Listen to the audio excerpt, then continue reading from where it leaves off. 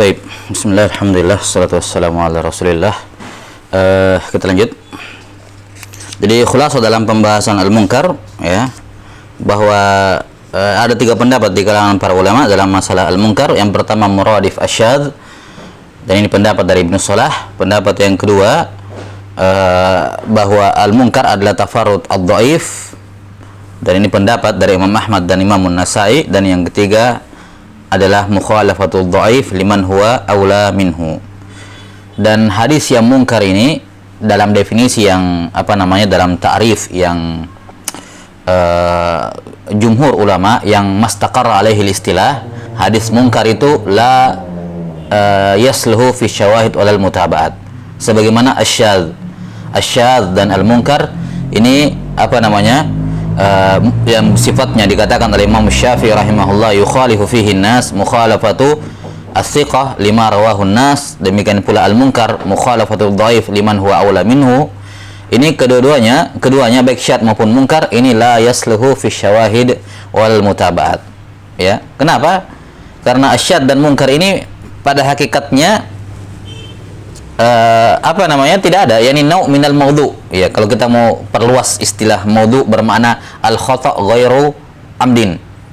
Ya, saya insyaallah taala, ya, dan juga saya kira sudah diketahui bahwasanya al-kadzib dalam lughah Al-Qur'an, dalam lughah al-Hijaz itu diitlaqkan untuk al-kadzib amdan dan kadzib ghairu amdin, yang sengaja maupun tidak sengaja, yakni salah hafal, termasuk kadzib, yakni nau' minal kadzib. Kenapa? Karena pada hakikatnya sesuatu yang dia salah hafal itu tidak ada wujudnya. Ya, itu bukan hadis, itu tidak pernah disabdakan oleh Nabi SAW, cuman muncul karena salah hafal. Makanya di situ ada nau', ya, ada nau' minal kadzib, yakni ghairu amdin. Ya, tatkala hadits syadz dan hadis al-munkar ini lahir dari kesalahhafalan perawi, salah hafal yang sebenarnya itu tidak ada lafaz seperti itu, atau tidak ada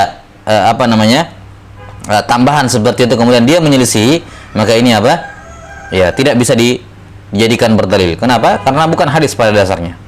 Karena itulah Imam Ahmad rahimahullah ketika ditanya tentang hadis munkar, kata beliau al-munkar munkar, hadis munkar ya munkar, ya, tidak bisa dijadikan dalil, tidak bisa berhujjah dengannya, ya, la fil usul wala fil furu', yakni la fi al-usul wala fi asy-syawahid wal mutaba'at.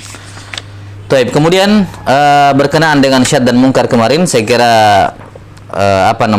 sudah wadih juga bahwa asyadz, ya, yakni ketika seorang rawi al-maqbul yukhalifu man huwa aula minhu, di mana al-marjuh dikatakan asyadz sementara yang rajih dinamakan al-mahfuz.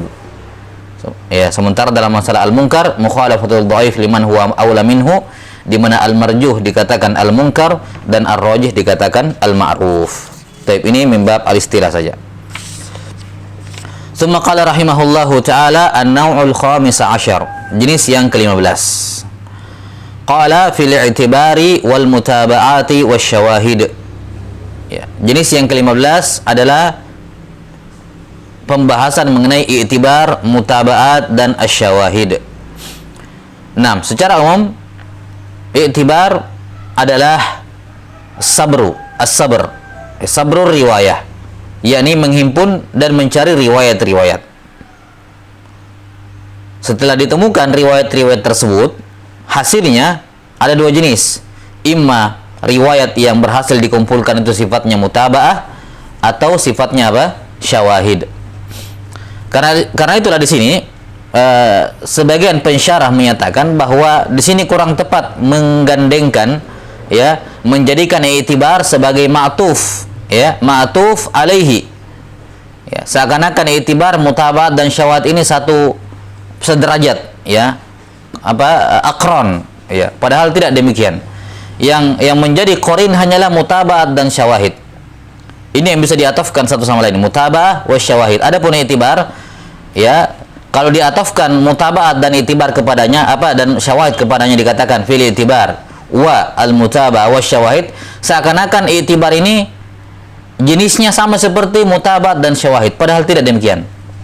Ya, mutaba'ah dan syawahid itu adalah output dari i'tibar, adalah output dari i'tibar. I'tibar adalah amal, ada amalan di dalamnya. Nah, outputnya hasil dari amalan tersebut adalah al-mutaba'at wasyawahid. Karena itulah al-aula ya, selayaknya tidak diatofkan seperti ini. Misalnya dikatakan fil i'tibar lil mutaba'at wasyawahid. Begitu. Selayaknya judulnya seperti itu. Fil i'tibar ya lil mutaba'ah wasyawahid. yakni mengetahui i'tibar untuk meraih atau untuk mendapatkan mutaba'ah dan asyawahid. Karena i'tibar itu bukan hasil, melainkan dia adalah amal, dia adalah cara untuk mendapatkan mutaba'ah dan asyawahid. Baik. Ini al-i'tibar. Secara umum al-i'tibar itu adalah seorang ketika mendapati sebuah hadis, sebuah sanad ya. Ini macam-macam ya, macam-macam. Artinya ini dipelajari tersendiri di ilmu takhrijul hadis, ya, di ilmu takhrij al hadis. Terkadang seorang ketika ingin memeriksa suatu hadis, dia kondisinya macam-macam. Kondisinya apa? Macam-macam. Misalnya ada orang yang dia hafal utuh, sanad, dia tahu sanad, dia dapatkan sanadnya utuh dan matannya utuh. Nah, ini lebih gampang untuk mencari, untuk melakukan i'tibar padanya. Kadang ada orang cuma dapatkan sanadnya saja, matannya saja. Sanadnya nggak tahu. Ini kita mau tahu sanadnya ini hadis apa? Kita cuma dapatkan matannya full. Sanadnya nggak tahu. Siapa yang meriwayatkan? Ini juga bisa diketahui dengan cara i'tibar ini. Ya, diketahui melalui apa? Proses takhrij ini. Atau bahkan ada yang tidak tahu matan. Saya nggak tahu apa matan hadisnya. Tapi sanadnya ini nih. Ini sanadnya. Bisa nggak kita tahu hadis apa yang matanya seperti ini? Ini juga bisa diketahui. Ya. Atau kadang yang didapatkan cuman potongan matan, itu pun cuman bagian awalnya. Saya hafalnya nih hadis cuman begini kalimat pertamanya, setelahnya saya nggak tahu. Bisa nggak dicari? Bisa juga dicari tahu dengan takhrijul hadis, ya kan? Atau misalnya saya cuman tahu satu kata di dalam hadis tersebut, tapi ini kata kunci dalam hadis, ya ini jarang ditemukan di hadis-hadis lain. Apakah bisa ditemukan? Bisa ditemukan hadis tersebut, ya. Atau saya tidak punya matan sama sekali, tidak punya sanad sama sekali kecuali satu orang. Saya ingat ada perawinya dalam sanadnya itu ini si fulan. Apakah bisa dicari tahu juga? Ini juga bisa dicari tahu. Ya. Jelas sampai sini. Jadi kondisi orang yang melakukan ingin mentakhrij satu hadis itu macam-macam. Bahkan ada orang yang saya cuma tahu terjemahannya doang. Nggak tahu hadisnya, nggak ada sanadnya, nggak ada matannya, saya cuma tahu terjemahannya. Ada hadisnya seperti ini, terjemahnya seperti ini. Apakah bisa diketahui? Juga bisa. Nah, maka kondisi seorang ketika ingin mencari suatu riwayat ini macam-macam, ya, dan semuanya ada solusi dari para ulama untuk mengetahui bagaimana cara menghimpun jalan-jalan hadis. Taib.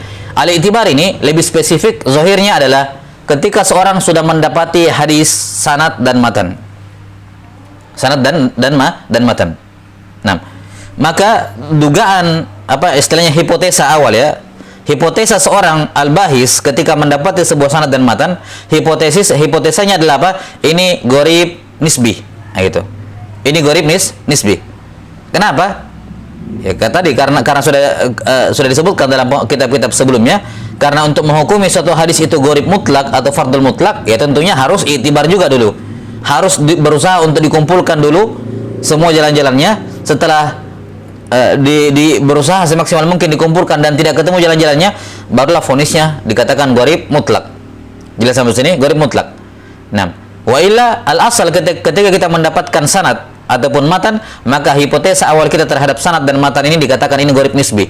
Yani gharib binisbah ila hadzal sanad, ya, yang kita dapatkan ini. Ya. Maka ketika kita ingin sudah berlalu, ketika ingin mencari tahu hadisnya sahih atau tidak, hadisnya dhaif atau tidak, ada illatnya atau tidak, ya harus melakukan i'tibar, dikumpulkan jalan-jalannya. Karena itulah i'tibar ini kadang juga disebutkan oleh para ulama dengan bahasa sabrur riwayah. As-sabr yakni mencari, ya, berkeliling mencari, mengumpulkan. Dan ada juga yang menamakan at-takhrij ar-riwayah, takhrij al-hadis. Dan ada yang mengatakan bukan takhrij tapi istikhrajur riwayah. Karena takhrij itu biasanya diiringi dengan al-hukum alal hadis, menghukumi status hadis tersebut. Adapun i'tibar di sini, i'tibar itu tidak disertai dengan hukum. Kalau dia mau menghukumi ya setelahnya silakan. Tapi asal itibar itu tidak disertai dengan hukum. Itibar itu hanyalah amalia istikhraj, mengeluarkan hadis dari kutub. Ya, istikhraj, mengeluarkan hadis dari kutub, dari madhunna, dapat dari madhunnya, dari tempatnya masing-masing. Baik. Nah, ini itibar, istikhraj atau takhrij atau sabr riwayah, ini semua bermakna secara umum sama. Ya, ini amaliyah untuk mencari, untuk mengetahui mengumpulkan jalan dari suatu sanad dan matan yang hipotesa awal kita dia adalah fardhu nisbi. Dia adalah fardhu an-nisbi. Nah, jadi kalau misalnya ada sebuah hadis, kemudian para ulama sudah memvonis dia fardhu mutlak, ya silakan saja sih kalau mau dicari mutabaahnya. Siapa tahu kan ada. Cuman ketika sudah dihukumi fardhu mutlak, yaitu sudah ya. Itu hipotesa itu sudah final. Sudah final. Tapi untuk ketika kita mendapatkan suatu sanad dan matan, lantas kita ingin mengetahui apakah ada mutabah bagi sanad ini, apakah ada syawahid bagi matan ini, maka ini dinamakan al-itibar.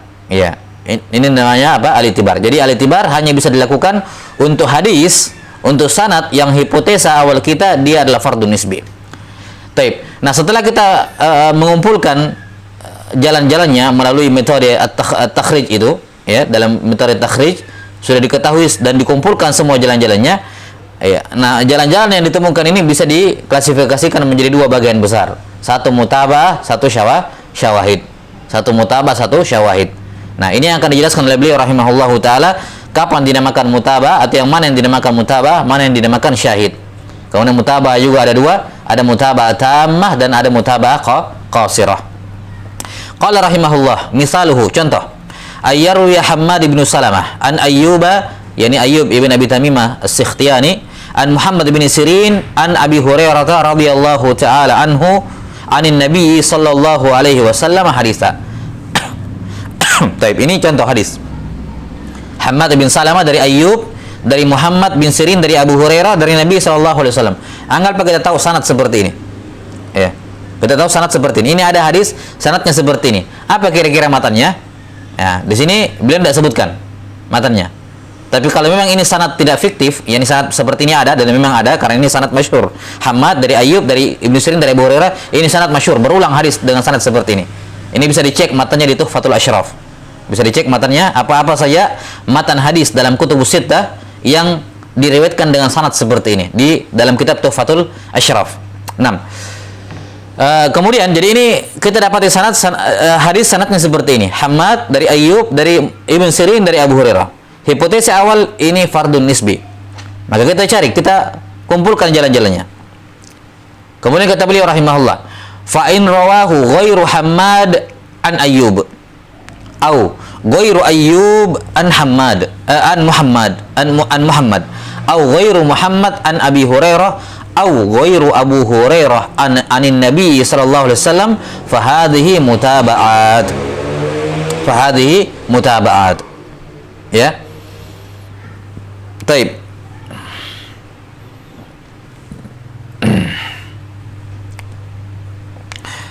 Kata beliau rahimahullah, perhatikan sanad yang disebutkan di atas. Kata beliau, kalau selain Hammad ada yang meriwayatkan dari Ayyub, selain Hammad juga ya, berarti ada ya yang bersama dengan Hammad ibn Salamah meriwayatkan dari Ayyub, atau ada rawi selain Ayyub yang juga meriwayatkan dari Muhammad bin Sirin, atau ada rawi selain Muhammad bin Sirin yang meriwayatkan dari Abu Hurairah, atau ada sahabat selain Abu Hurairah yang meriwayatkan dari Nabi sallallahu alaihi wasallam. Kata beliau, fahadhihi mutaba'at. Ini namanya apa? Mutaba'at. Fa in ruya ma'nahu min tariqin ukhra an sahabiyyin akhar summiya syahidan li ma'nah. Dan jika hadis tersebut ya diriwayatkan yang semakna dengannya dari jalan yang lain, dari sahabat yang lain, di sini kalimat sahabiyyin akhar ini bukan qaid ya, bukan qaid sebagaimana kita akan sebutkan nanti. Intinya adalah ruya ma'nahu min tariqin akhar, ya, min tariqin ukhra ya, itu intinya. Adapun an sahabiyyin akhar di sini zahirnya bukan qaid, yakni sawa'un kana min sahabiyyin akhar atau min sahabi al hadis nafsi. Summiya syahidan li ma'nah, makanya dinamakan syahid ya untuk maknanya. Wa illam yurwa bima'nahu aidan haditsun akhar fahuwa fardun minal afrad. Kalau tidak juga ada makna hadis ini tidak diriwayatkan dalam hadis manapun, tidak ada satupun hadis yang sama dengannya, maka ini dinamakan hadis fard minal afrad, yakni hadis fardul mutlak. Jadi al fardul mutlak itu adalah hasil yang diperoleh dari sabrul riwayat, dari itibar terhadap hadis yang dugaan awal dia adalah fardun nisbi. Taib, kita lihat di sini yang disebutkan oleh Al-Hafidz Ibnu Katsir rahimahullahu taala. Ya. Bahwa mutabah menurut apa yang disebutkan di sini oleh Ibnu Katsir rahimahullahu taala, mutabah adalah ketika hadis yang kita dapatkan ini, hasilnya yang kita dapatkan itu matannya sama persis satu lafaz dengan hadis yang kita periksa dari awal ini, yang kita hipotesa sebagai apa? Sebagai al-fardun nisbi. Iya. Sama persis lafadznya. Ya, misalnya hadisnya lafadznya demikian. Ya. Kemudian persis lafadznya ditemukan di beberapa riwayat. Maka semua hadis-hadis yang lafadznya sama persis dengan lafadz itu, ini dinamakan mutabaah. Ya, dinamakan apa? Mutabaah. Baik itu dari sahabat yang sama maupun dari sahabat yang berbeda. Baik itu dari tabi'in yang sama maupun dari tabi'in yang berbeda. Baik itu dari tabi'in yang sama ataupun berbeda. Dan seterusnya ke bawah seperti disebutkan di sini. Hammad, kalau ada selain Hammad yang meriwayatkan dari Ayyub, maka selain Hammad ini mutaba'ah bagi Ayyub. Kalau ada selain Ayyub yang meriwayatkan dari Ibnu Sirin, maka selain Ayyub ini mutaba'ah bagi Ayyub. Ya, dan seterusnya.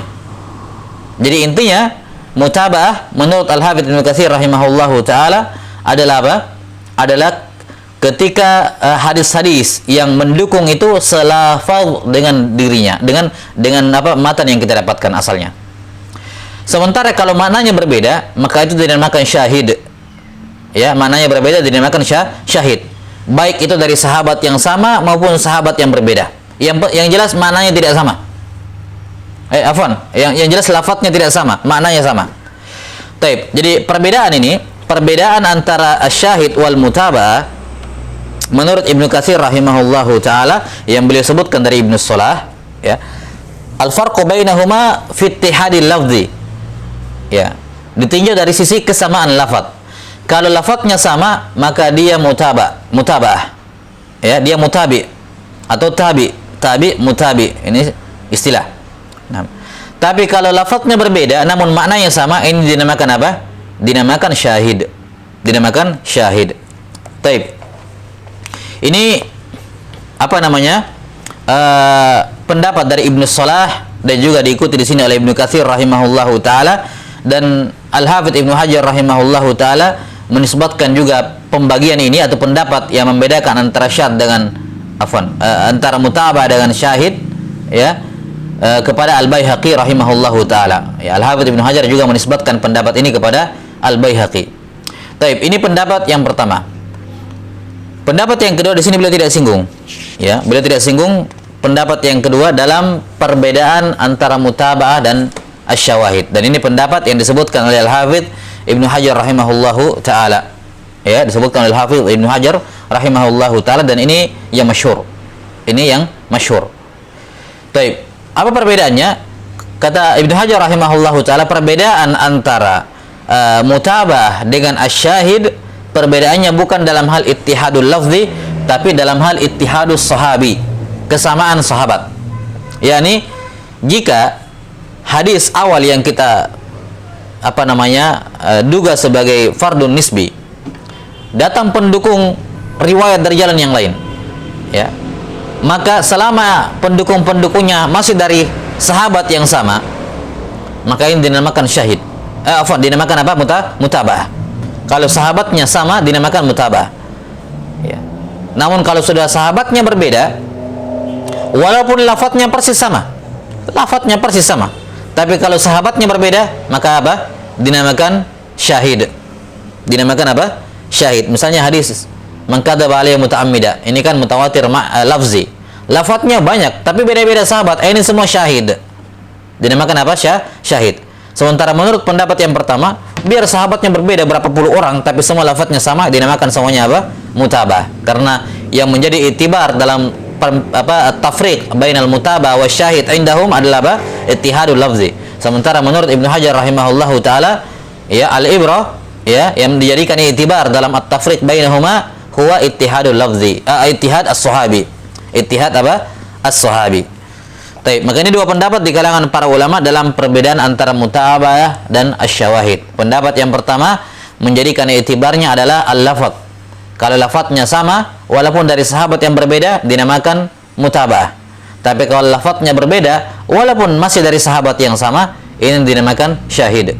Lafadznya berbeda tapi maknanya sama, walaupun dari sahabat yang sama, dinamakan syahid.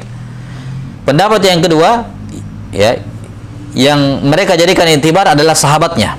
Kalau masih dari sahabat yang sama, walaupun dengan lafadz semakna dengannya, lafadznya tidak persis sama, namun semakna, ya, dia semakna namun berasal dari sahabat yang sama, ini dinamakan mutaba'ah. Sementara jika sudah berasal dari sahabat yang berbeda, walaupun lafadznya sama persis, ini dinamakan syahid. Jelas ya? Taib, wallahu ta'ala alam bisawab. Summa qala rahimahullahu ta'ala,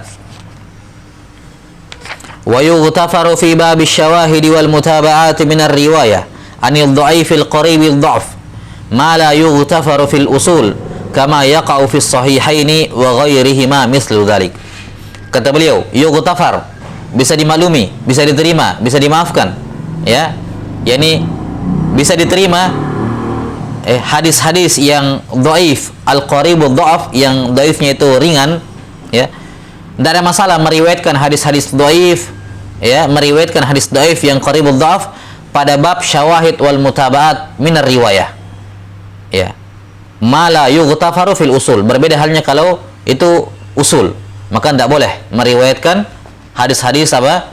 Hadis-hadis dhaif dalam permasalahan. Kalau dalam hadis-hadis usul. Ya.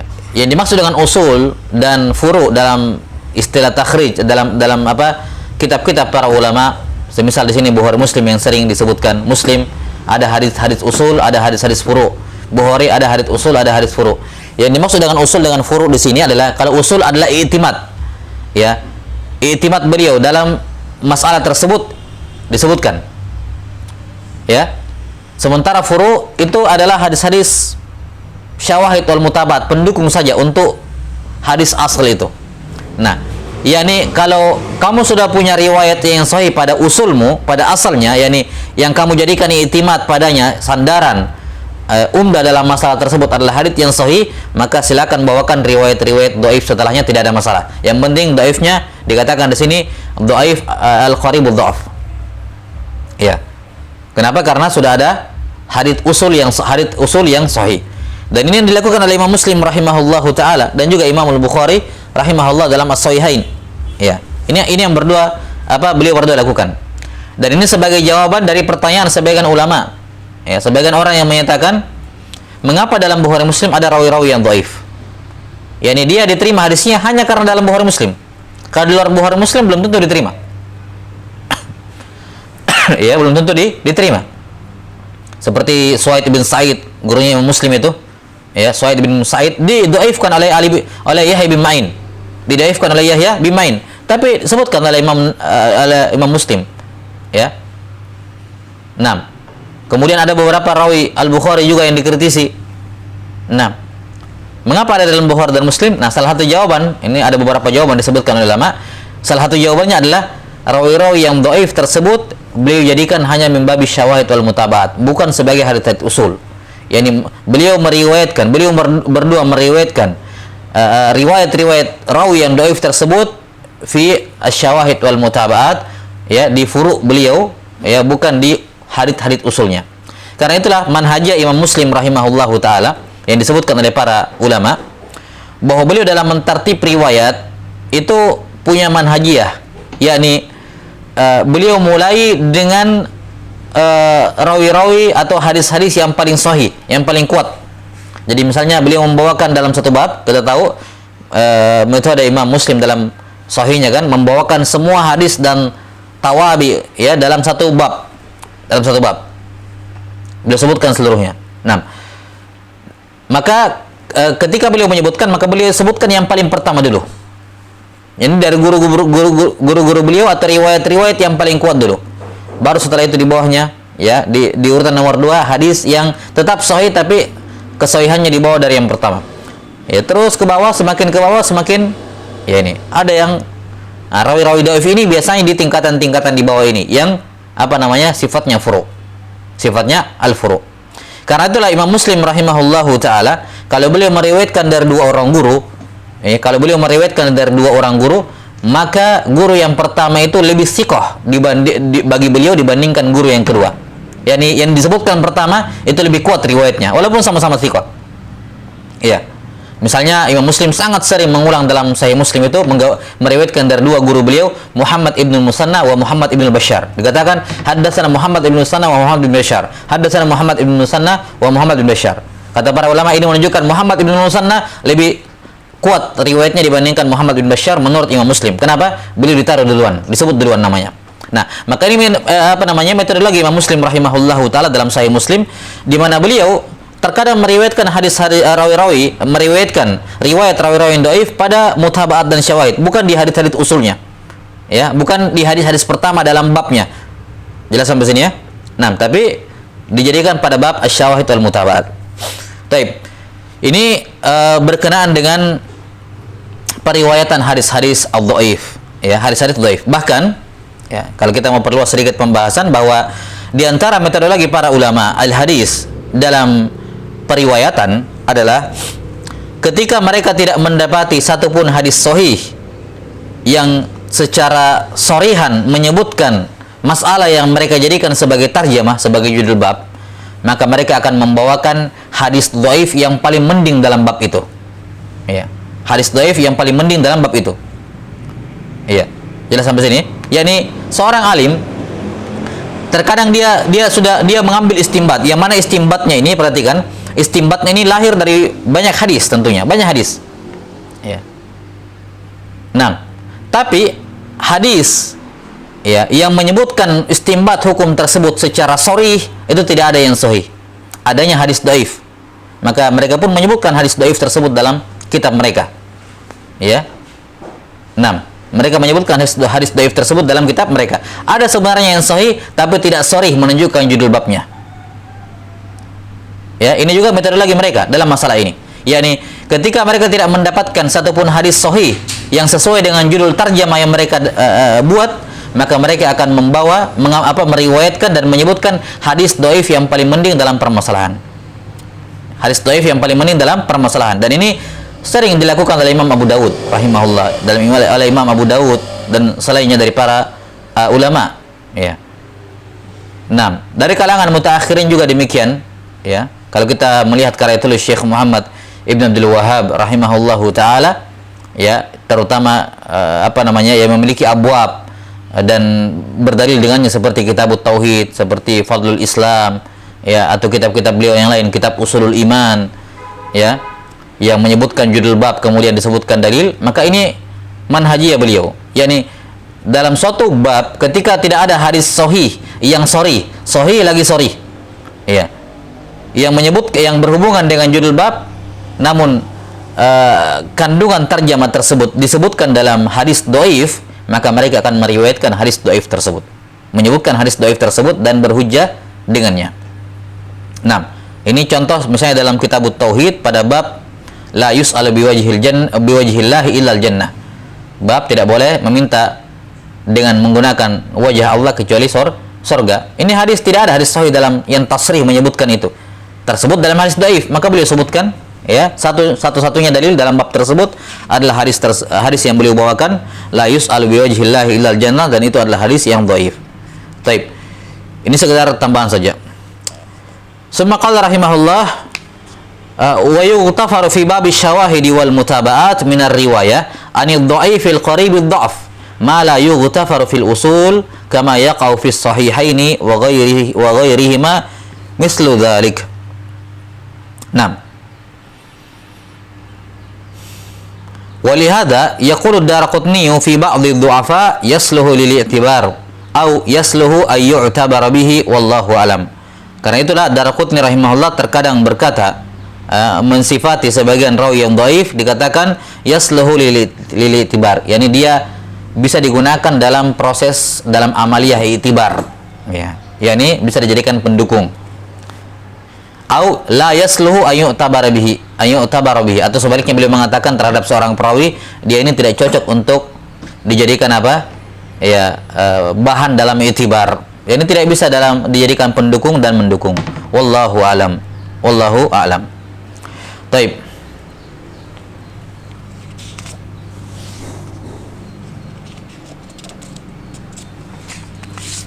Nah, ini siapa namanya? Ibnu Katsir rahimahullahu taala tidak tawassu dalam menjelaskan ini, dan bahkan contohnya pun contoh seperti itu ya, tidak ada contoh yang ya. Nah, di sini disebutkan oleh Syekh Ahmad Syakir rahimahullahu taala misal. Dan ini saya kira misal sudah ma'ruf ya, Al-Hafidz Ibnu Hajar rahimahullah juga sebutkan dalam Nuzhatun Nazar contoh ini ya, mengenai hadis apa namanya? Asy-syahru tis'un wa ishrun fala tasumu hatta tarawul hilal wa la tuftiru hatta tarawhu fa in ghumma 'alaikum fa akmilul iddata 30. Ini beliau sebutkan di takhrij, kemudian disebutkan mutabaahnya baik mutabaah tammah maupun mutabaah yang qasirah. Nah, taib untuk mutabaah kan sudah kita sebutkan mutabaah dengan syahid ya. Adapun mutabaah tammah dengan mutabaah qasirah itu patokannya kalau mutabah tammah dia meriwayatkan dari syekh yang sama. Kapan syekhnya berbeda, ini dinamakan mutabah qasirah. Itu saja perbedaannya. Kalau kita lihat contoh sanad yang beliau sebutkan ya, kita lihat kembali. Hammad an Ayyub ya, an Muhammad ibn Sirin an Abi Hurairah anin Nabi sallallahu alaihi wasallam. Nah, anggaplah Hammad ibn Salamah ya. Di sini ada yang mutabi. Anggaplah misalnya Hammad ibn Zaid. Hammad ibn Zaid juga meriwayatkan dari Ayyub ibn Abi Tamimah As-Sikhtiyani. Nah, maka siapa?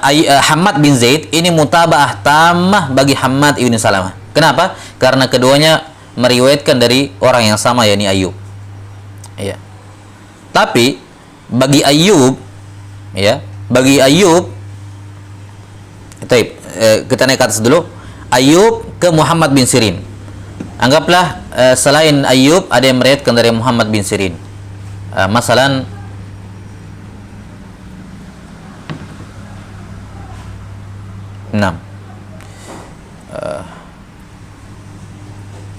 saya nggak ingat di sini yang meriwayatkan dari Muhammad bin Sirin. Ya, anggaplah ada fulan ya. Fulan ya, Abdullah masalan meriwayatkan juga dari Muhammad bin Sirin.